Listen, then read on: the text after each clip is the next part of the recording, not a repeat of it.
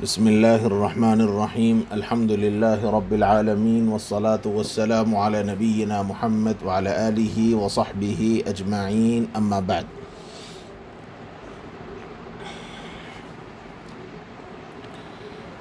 دیکھو، حدیث شریف پر میں نے بتلایا تھا کہ دو مضمون ہیں۔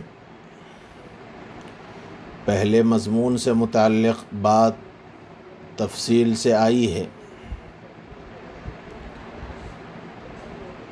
اور اب دوسرا مضمون ہے۔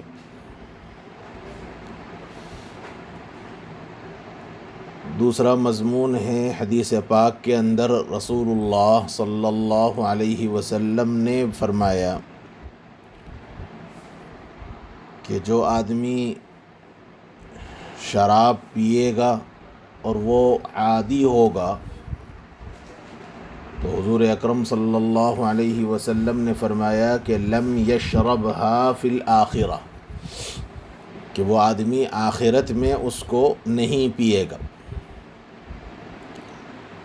دیکھو، یہ جو جملہ ہے لم یشربها فی الآخرہ، اس کے دو مطلب ہیں۔ لم یشربها فی الآخرہ کے دو مطلب ہیں۔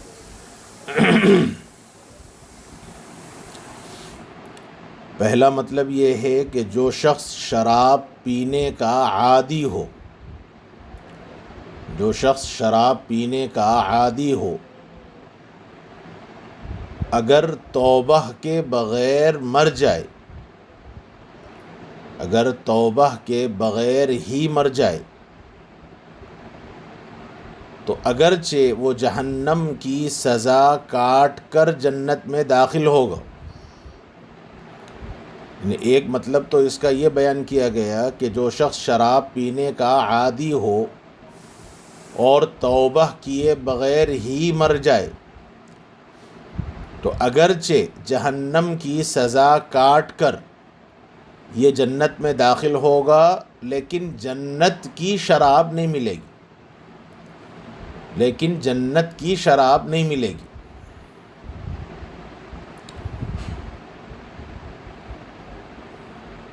دیکھو، اس مطلب پر اعتراض ہوگا، اس مطلب پر اعتراض ہوگا، اور اعتراض یہ ہوگا کہ قرآن مجید نے جنت کے متعلق یہ فرمایا کہ وَفِيهَا مَا تَشْتَهِيهِ الْأَنفُسُ وَتَلَذُّ الْأَعْيُنُ۔ جنت کے متعلق قرآن مجید نے یہ کہا وَفِيهَا مَا تَشْتَهِيهِ الْأَنفُسُ وَتَلَذُّ الْأَعْيُنُ، اور جنت کے اندر وہ ساری چیزیں ملیں گی جو نفس کو پسند ہو۔ تو اس میں تو یہ بتلایا گیا کہ جو نفس کو پسند ہو، جو طبیعت کو پسند ہو، وہ ساری چیزیں جنت میں ملیں گی۔ تو جنت میں اگر شراب کو چاہا تو، یعنی یہ آدمی جنت میں جا کر اگر شراب کو چاہا تو پھر کیا ہوگا؟ یعنی یہاں تو یہ بتلایا گیا کہ لم یشربها فی الآخرہ، کہ وہ آدمی اس کو آخرت میں نہیں پیے گا، اور مطلب یہ بیان کیا گیا کہ جنت میں سزا کاٹ کر داخل ہو بھی جائے تو جنت کی شراب نہیں پیے گا، یعنی شراب ہی نہیں ملے گی۔ تو پھر اس پر اعتراض ہوگا کہ قرآن مجید کی آیت میں کہا گیا کہ جنت میں ہر خواہش کی چیز ملے گی، تو اب یہ کہ وہاں اگر جنت میں پھر آدمی اگر شراب چاہے گا تو دیکھو، اس کے دو جواب دیے گئے ہیں، اس اعتراض کے دو جواب دیے گئے ہیں۔ پہلا جواب یہ دیا گیا کہ یہ خواہش سلب کر لی جائے گی، یعنی جنت میں داخل ہوگا اور شراب کی خواہش ہی نہیں ہوگی، یعنی یہ شراب کی خواہش ہی سلب کر لی جائے گی۔ اور دوسرا یہ ہے کہ وہ اپنی اس خواہش کو بھول جائے گا، یا تو یہ کہ سلب کر لی جائے گی، یا یہ کہ وہ خود اپنے طور پہ یہ خواہش بھول جائے گا، اسے یہ خواہش یاد نہیں آئے گی۔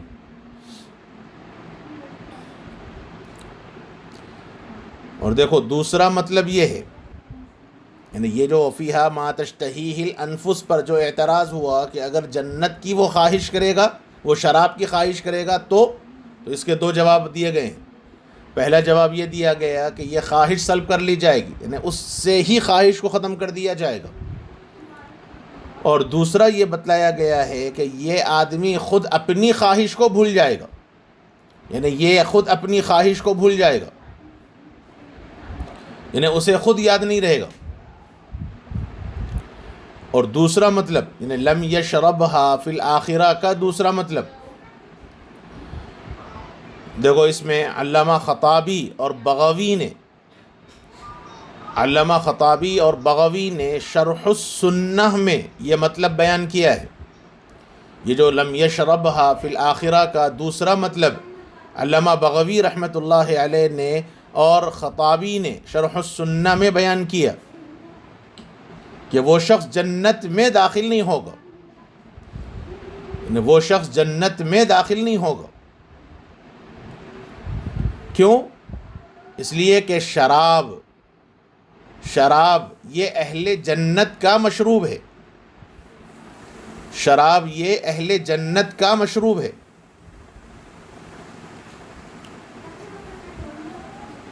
اور جو اس سے محروم کر دیا جائے، یعنی جو اس سے محروم کر دیا جائے وہ جنت میں داخل نہیں ہوگا، کیونکہ جنت مختلف نعمتوں کی چیز ہے، اور کسی بھی نعمت سے محروم کر دیا جانا یہ جنت کے نقص ہونے کی علامت ہے۔ اس لیے انہوں نے یہ مطلب بیان کیا کہ جنت ہی میں داخل نہیں ہوگا، دائمی طور پر شراب پینے والا جنت ہی میں داخل نہیں ہوگا۔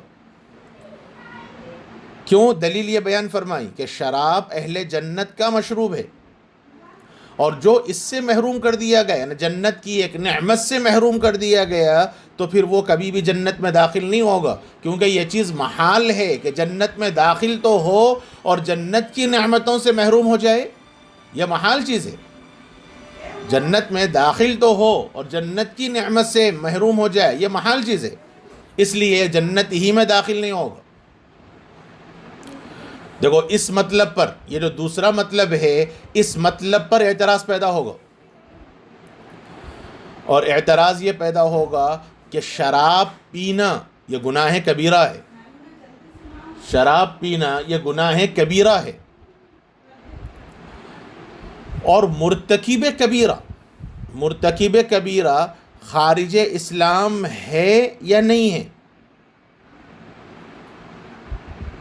مرتکب کبیرہ خارج اسلام ہے یا نہیں ہے؟ تو دیکھو یہ مسئلہ آپ کو معلوم ہے، اہل سنت والجماعت کہتے ہیں کہ مرتکب کبیرہ خارج اسلام نہیں ہے۔ اہل سنت والجماعت کہتے ہیں کہ مرتکب کبیرہ خارج اسلام نہیں ہے، اور معتزلہ یہ کہتے ہیں کہ مرتکب کبیرہ خارج اسلام ہے۔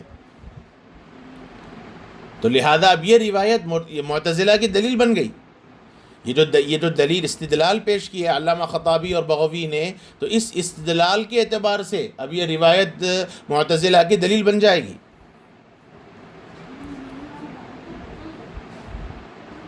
تو اب اس کا جواب دیکھو، پھر اعتراض دہراتا ہوں۔ علامہ خطابی اور بغوی نے یہ فرمایا ہے کہ وہ آدمی جنت ہی میں داخل نہیں ہوگا، تو اس مطلب پر اعتراض پیدا ہوگا، اور اعتراض یہ ہوگا کہ شراب پینا یہ گناہ کبیرہ ہے، اور مرتکب کبیرہ خارج اسلام ہیں تبھی تو جنت میں داخل نہیں ہوگا، کیونکہ جو جنت میں جائے گا، جو کلمہ گو ہوگا وہ جنت میں ضرور جائے گا، اور جو جنت میں جائے گا وہ جنت کی ہر نعمت کو پائے گا۔ یہ محال ہے کہ جنت میں جائے اور جنت کی نعمت کو نہ پائے، یہ محال ہے۔ تو پھر اب سیدھا ایک ہی بات ہوگی کہ یا تو یہ آدمی مرتکب کبیرہ خارج اسلام ہے، اور یہی معتزلہ کا قول ہے، لہذا یہ روایت معتزلہ کی دلیل بنے گی اور اہل سنت والجماعت کے خلاف ہوگی۔ تو دیکھو اس کا جواب یہ دیا گیا ہے کہ جنت میں، بلکہ اس کے 3 جواب ہیں، یہ اعتراض ہو رہا ہے اس اعتراض کے 3 جواب ہیں۔ پہلا جواب یہ ہے کہ جنت میں عدم دخول کا حکم، یہ جنت میں، یعنی علامہ خطابی وغیرہ نے جو مطلب بیان کیا کہ جنت میں داخل نہیں ہوگا، تو یہ جنت میں عدم دخول کا حکم اس شخص سے متعلق ہے جو شراب کو حلال سمجھ کر پیتا ہے. یہ اس شخص سے متعلق ہے جو شراب کو حلال سمجھ کر پیتا ہے، اور حرام کو حلال سمجھنے والا کافر ہے.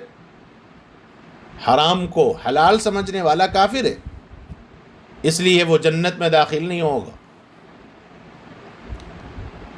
لہذا ان کا مطلب صحیح، یہ مطلب بیان کیا کہ جنت میں داخل نہیں ہوگا، اور نہ ہونے کی یہ وجہ ہے کہ یہ جنت میں داخل نہ ہونے کا جو حکم ہے یہ اس شخص سے متعلق ہے جو شراب کو حلال سمجھ کر پیتا ہے، جو شراب کو حلال سمجھ کر پیتا ہے، اور حرام کو حلال سمجھنے والا کافر ہے، اس لیے ایسا آدمی جنت میں داخل نہیں ہوگا. دیکھو دوسرا جواب یہ دیا گیا کہ عدم دخول کا حکم جو ہے وہ ابتداءً جنت میں داخل نہ ہونا ہے، یعنی اس سے مراد ابتداءً جنت میں داخل نہیں ہوگا. ہاں، سزا کاٹنے کے بعد وہ جنت میں جائے گا، سزا کاٹنے کے بعد وہ جنت میں جائے گا. تو یہ جو سزا والی مدت ہے اس مدت کو عدم دخول سے تعبیر کیا گیا. یہ جو سزا والی مدت ہے اس مدت کو عدم دخول سے تعبیر کیا گیا. تو دو جواب ہوئے. پہلا جواب، عدم دخول کا حکم حرام کو حلال سمجھ کر پینے والے سے متعلق ہے، ہر عادی شرابی کے واسطے نہیں ہے. یا دوسرا یہ بتلایا گیا ہے کہ ابتداءً جنت میں داخل نہ ہوگا، سزا کاٹنے کے بعد وہ جنت میں جائے گا. تو یہ جو سزا کاٹنے کی مدت ہے اس مدت کو عدم دخول سے تعبیر کیا گیا ہے. تیسرا جواب، یہ حکم جو بیان کیا گیا ہے یہ حقیقت پر محمول نہیں ہے، یہ شدت، زجر و توبیخ کو بیان کرنے کے واسطے ہے. یعنی یہ جو حکم دیا گیا ہے یہ حکم زجر و توبیخ کے واسطے ہے، یعنی غلظت کو، شدت کو بیان کرنا مقصود ہے. پھر دیکھو اس کے بعد ایک دوسری روایت ہے، اور اس روایت میں حضور اکرم صلی اللہ علیہ وسلم نے یہ فرمایا کہ جس آدمی نے شراب پی تو اللہ تعالیٰ 40 دن تک اس کی کوئی نماز قبول نہیں فرماتے. یہ دوسری روایت کہ اللہ تعالیٰ 40 دن تک اس کی کوئی نماز قبول نہیں فرماتے، لہذا پھر وہ توبہ کرے تو اللہ اس کی توبہ قبول فرماتے ہیں. پھر اس نے دوبارہ پیا تو اللہ پھر 40 دن تک اس کی کوئی نماز قبول نہیں فرماتے.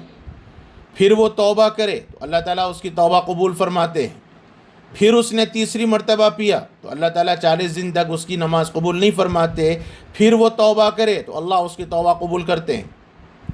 پھر چوتھی بار اس نے شراب پی تو اللہ 40 دن تک اس کی کوئی نماز قبول نہیں فرماتے.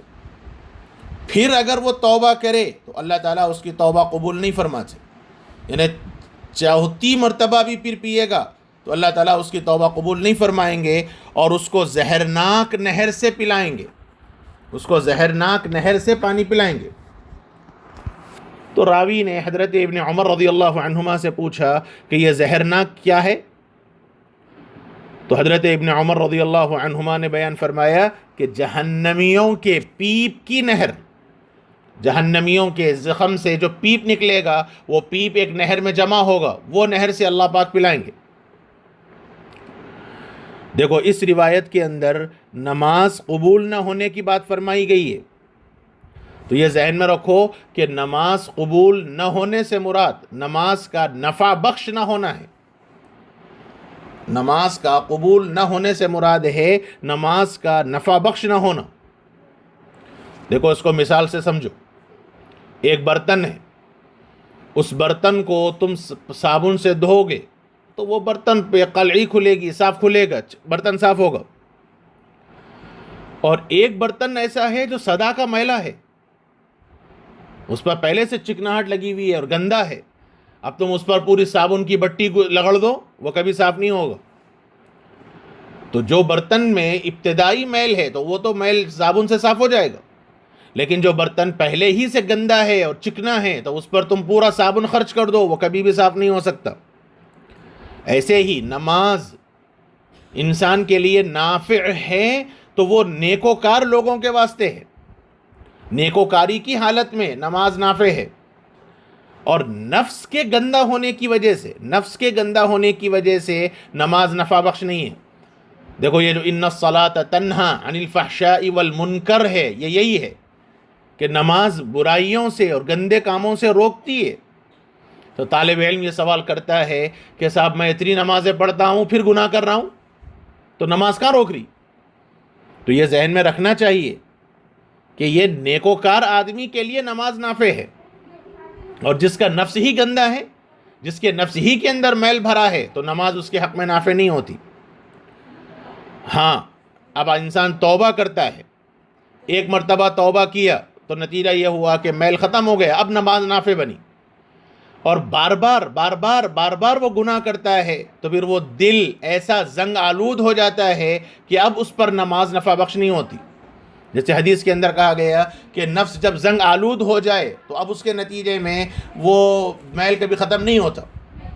تو یہاں نماز نافع نہ ہونے کا یہ مطلب ہے کہ نماز نفع بخش نہیں ہوگی، یعنی اس کا دل جب تک میلا رہے گا تو نماز نافع نہیں ہوگی، اور نیکوکاری کی حالت میں عبادت نافع ہوتی، اس لیے نیکوکاری کی حالت اختیار کرنی چاہیے۔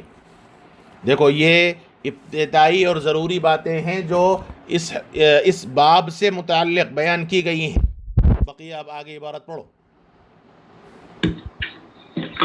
بسم اللہ الرحمن الرحیم، الحمد للہ رب العالمین والصلاة والسلام على سید الانبیاء والمرسلین وعلى آلہ وصحبہ اجمعین، اما بعد، وبالسند المتصل منا الى الشیخ الامام الہمام الحافظ ابی عیسیٰ محمد بن عیسیٰ الترمذی رحمہ اللہ تعالی، اللہم انفعنا بعلمه وعلمه اجمعین آمین یا رب العالمین، انہ قال۔ تم ذرا اپنا مائک دور کرو، اپنا مائک ذرا منہ سے دور کرو جی۔ ابواب الاشربة، باب ما جاء في شارب الخمر، وبه قال حدثنا يحيى بن درست قال حدثنا ابو زكريا يحيى بن درست ابو زكريا قال حدثنا حماد بن زيد عن ايوب عن نافع عن ابن عمر رضي الله تعالى عنهما وعنهم قال قال رسول الله صلى الله عليه وسلم كل مسكر خمر وكل مسكر حرام، ومن شرب الخمر في الدنيا فمات وهو يدمنها لم يشربها في الآخرة۔ وفي الباب عن أبي هريرة وأبي سعيد وعبد الله بن عمرو وعبادة وأبي مالك الأشعري وابن عباس رضي الله تعالى عنهما وعنهم، وحديث ابن عمر حديث حسن صحيح، وقد روي من غير وجه عن نافع عن ابن عمر رضي الله تعالى عنهما عن النبي صلى الله عليه وسلم، ورواه مالك بن أنس عن نافع عن ابن عمر رضي الله تعالى عنهم موقوفا ولم يرفعه۔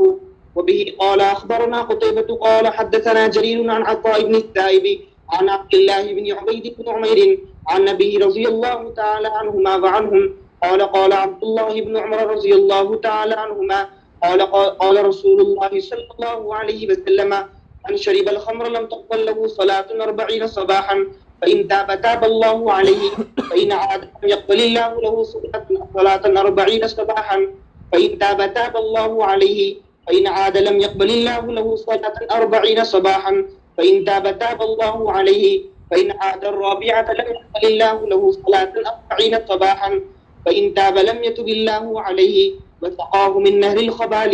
قيل يا أبا عبد الرحمن وما نهر الخبال؟ قال نهر من صديد أهل النار۔ هذا حديث حسن، وقد روي نحو هذا من عن عبد الله بن عمرو بن عباس رضي الله تعالى عنهم عن النبي صلى الله عليه وسلم